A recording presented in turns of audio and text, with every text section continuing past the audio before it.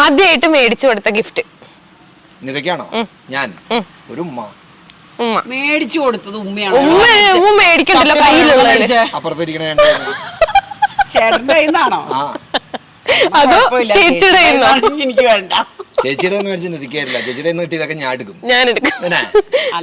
എന്തായാലും മേടിച്ചു കൊടുത്തത് എന്തായിരുന്നു? Gift I think it's A ring. Ring ആയിരുന്നു.